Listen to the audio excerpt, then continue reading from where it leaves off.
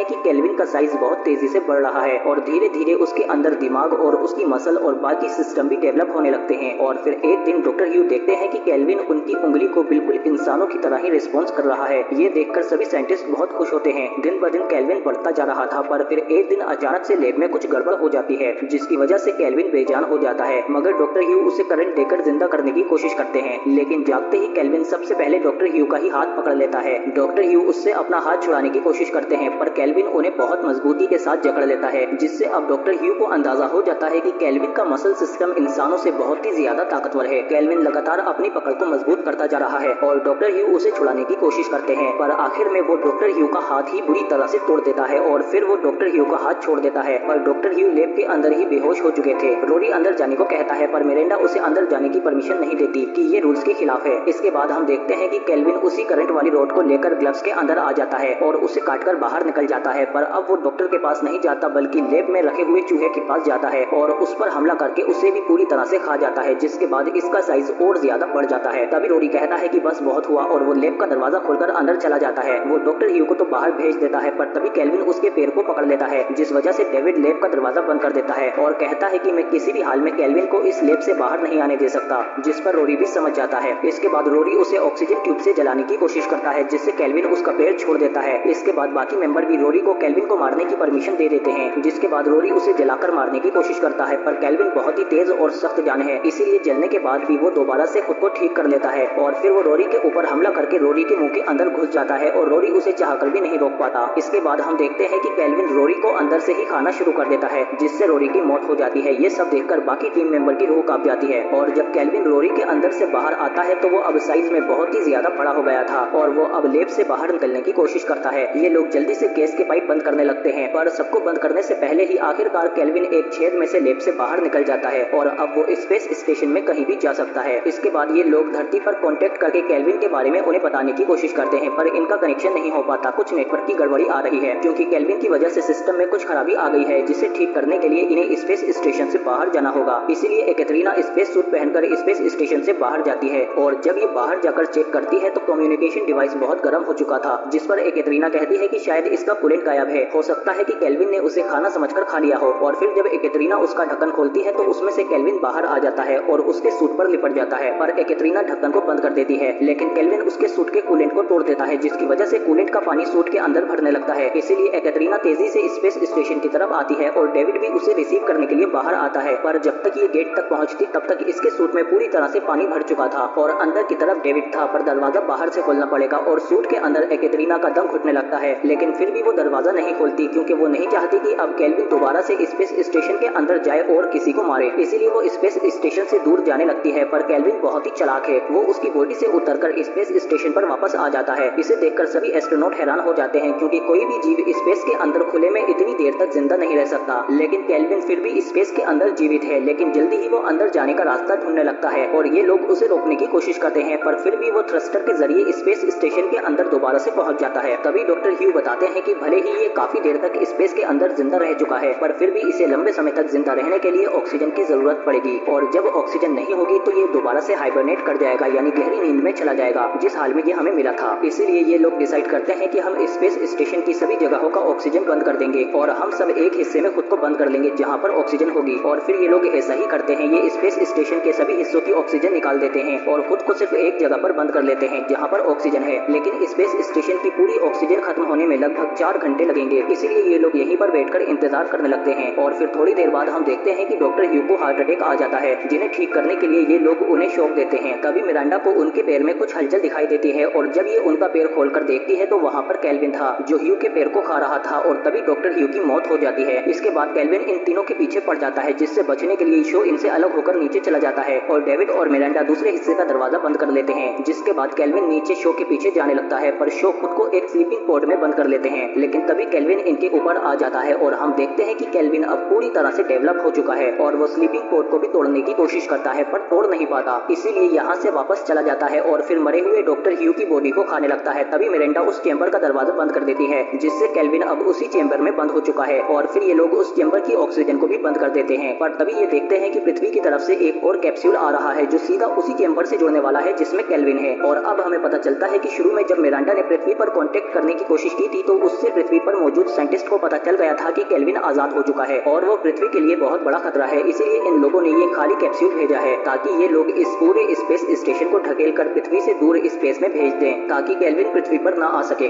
और इधर हम देखते हैं कि शो को लगता है कि पृथ्वी से मदद आई है, इसीलिए वो अपने पोर्ट से निकलकर फौरन उसी कैप्सूल की तरफ जाने लगता है जिसमें केल्विन है। और फिर अंदर जाकर जब शो उस कैप्सूल को खोलता है तो वो खाली होता है और तभी उसके ऊपर केल्विन अटैक कर देता है। तभी यहाँ पर मिरांडा और डेविड भी आ जाते हैं और शो को बचाने की कोशिश करते हैं, पर दरवाजा खुलने की वजह से प्रेशर बहुत ज्यादा बढ़ गया था, इसीलिए यहाँ पर सब नीचे की तरफ खींचने लगता है। पर केल्विन बहुत ही मजबूत है, वो लगातार आगे बढ़ता रहता है और शो को पकड़ लेता है और फिर इसके बाद वो शो को भी मार देता है और फिर मिरांडा और डेविड भी यहाँ से भाग जाते हैं। तभी वो कैप्सूल भी टूटकर बाकी स्पेस स्टेशन से टकरा जाता है जिससे सब कुछ तहस नहस हो जाता है और स्पेस स्टेशन के अंदर की टेम्परेचर बहुत तेजी से नीचे गिरने लगती है जिससे यहाँ पर बहुत ज्यादा ठंड हो जाती है। डेविड और मिरांडा एक दूसरे से कहते हैं कि अगर ये स्पेस स्टेशन पृथ्वी पर जाकर गिरा तो उसके ब्लास्ट में हम तो मर जाएंगे, पर हो सकता है कि केल्विन जिंदा बच जाए क्योंकि वो स्पेस के अंदर भी काफी देर तक जिंदा रह पाया था और अगर केल्विन पृथ्वी पर पहुंच गया तो ये पूरी मानव जाति को खत्म कर सकता है। इसीलिए डेविड एक प्लेन बनाता है और मिरांडा से कहता है कि हमारे पास स्पेस स्टेशन में 2 लाइफ बोट हैं जिनकी मदद से हम यहाँ से निकलकर पृथ्वी पर जा सकते हैं, पर हमें हर हाल में केल्विन को रोकना होगा। इसीलिए मैं ऑक्सीजन और गर्मी का लालच लेकर केल्विन को अपने साथ अपने लाइफ बोट में ले जाऊंगा और मैं पृथ्वी पर जाने के बजाय पृथ्वी से दूर स्पेस की गहराइयों में अपने लाइफ बोट को ले जाऊंगा ताकि केल्विन कभी भी पृथ्वी पर ना पहुंच पाए। हालांकि इस सब में केल्विन मुझे मार देगा, पर तुम दूसरे लाइफ बोट में बैठकर पृथ्वी पर चली जाना। पर मिरांडा नहीं मानती, पर आखिरकार डेविड उसे मना ही लेता है और फिर हम देखते हैं कि डेविड ऑक्सीजन कैंडल लेकर केल्विन के पास आ जाता है और इस ठंड और ऑक्सीजन की कमी में केल्विन ऑक्सीजन कैंडल को देखकर फौरन उसे पकड़ लेता है और उसकी गर्मी और ऑक्सीजन को सोखने लगता है और फिर डेविड उसे अपने पीछे पीछे एक और ऑक्सीजन कैंडल दे देता है जिसे केल्विन फौरन लपक लेता है और फिर डेविड अपनी लाइफ बोट के अंदर चला जाता है और तभी केल्विन भी उसी लाइफ बोट में आ जाता है जिसे डेविड आखिरी ऑक्सीजन कैंडल भी दे देता है और फिर यह अपनी लाइफ बोट को बंद करके उसे स्पेस स्टेशन से अलग कर लेता है ताकि ये केल्विन को स्पेस की गहराइयों में पृथ्वी से दूर ले जा सके। तभी केल्विन भी डेविड के ऊपर अटैक कर देता है और इधर डॉक्टर मिरांडा भी पृथ्वी पर जाने के लिए अपने लाइफ बोट को भी स्पेस स्टेशन से अलग कर लेती है और पृथ्वी पर जाते वक्त वो एक मैसेज को रिकॉर्ड करती है जिसमें वो बताती है कि अगर मैं पृथ्वी पर जिंदा नहीं पहुंची तो इस रिकॉर्डिंग को सुन लेना। उस खतरनाक जीव ने हमारे 6 साथियों में से 4 को मार दिया है और हमारे 5वें साथी डॉक्टर डेविड उसे लेकर स्पेस की गहराइयों में चले गए हैं ताकि वो एलियन हमारी पृथ्वी पर ना आ सके। मेरे 5 साथियों ने पृथ्वी को बचाने के लिए अपनी जान की कुर्बानी दी है, इसके लिए उनका सम्मान करना। और इसके अलावा हमने ये तो पता लगा लिया है कि मार्स पर जीवन है, पर वहाँ के जीव बहुत ही ज्यादा खतरनाक हैं, उन्हें कम आंकने की गलती कभी मत करना क्योंकि हम उससे ना तो बच पाए और ना ही उसे मार पाए। अगर वो पृथ्वी पर आ जाए तो सबसे पहले उसे मार देना। तभी इनकी लाइफ बोट से स्पेस स्टेशन का मलबा टकरा जाता है जिससे दोनों लाइफ बोट बुरी तरह से स्पेस में घूमने लगती हैं। इनमें से एक स्पेस की तरफ जाने लगता है और दूसरा पृथ्वी की तरफ आने लगता है और हम देखते हैं कि डेविड की लाइफ बोट में केल्विन ने डेविड को पूरी तरह से जकड़ रखा है और वो डेविड को लाइफ बोट कंट्रोल करने नहीं दे रहा और फिर डेविड का हेलमेट खुलने पर वो डेविड को जकड़ लेता है और हम देखते हैं कि इनमें से एक लाइफ बोट पृथ्वी के अंदर उतरने लगती है जबकि दूसरा स्पेस में जा रहा है और फिर पहले वाला लाइफ बोट पृथ्वी पर समुद्र के अंदर उतर जाता है जिसे देखकर उसके पास कुछ मछुआरे आ जाते हैं, पर जब उसमें देखते हैं तो उसमें